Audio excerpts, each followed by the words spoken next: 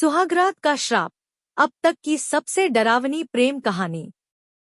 रागिनी और समर एक दूसरे से बेनतहा प्यार करते थे। उनकी शादी पूरे गांव में चर्चा का विषय थी। लेकिन कोई नहीं जानता था कि इस शादी के साथ एक भयानक श्राप जुड़ा था। गांव के बड़े बुजुर्गों ने उन्हें चेताया था, इस हवेली में कोई सुहागरात नहीं मना सकता। यहाँ जिसने भी यह गलती की वो जिंदा नहीं बचा। समर ने इसे अंधविश्वास समझा और रागिनी के साथ उसी हवेली में सुहागरात मनाने का फैसला किया। लेकिन वह नहीं जानता था कि यह रात उसे जिंदगी और मौत के बीच छोड़ देगी। सुहागरात का आतंक।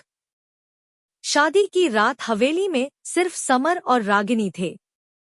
चारों तरफ सन्नाटा था, मोमबत्तियां जल रही थी और हवेली की पुरानी दीवारों पर अजीब परछाइयां नाच रही थी। समर ने जैसे ही रागिनी का घूंघट हटाया, वह एक पल के लिए ठहर गया। रागिनी की आंखें काली पड़ चुकी थी। उसकी त्वचा नीली थी। वह मुस्कुरा रही थी, लेकिन वह मुस्कान इंसानों जैसी नहीं थी। रागिनी, समर का गला सूख गया। मैं रागिनी नहीं हूं। अचानक कमरे की सारी मोमबत्तियां एक झटके में बुझ गईं। ठंड इतनी बढ़ गई कि समर की सांसें जमने लगी। रागिनी का शरीर हवा में ऊपर उठने लगा। उसके बाल हवा में लहरा रहे थे और उसकी आंखों से काले आंसू गिर रहे थे। फिर उसने भयानक आवाज में कहा, तुमने इस हवेली में सुहागरात मनाने की गलती की है। अब तुम भी हमारे साथ चलोगे। भागने की कोशिश और मौत का खेल। समर चीखता हुआ कमरे से बाहर भागा। उसने दरवाजा खोलने की कोशिश की, लेकिन वह जाम हो चुका था। हवेली की दीवारों पर अचानक खून से भरे हाथों के निशान उभर आए।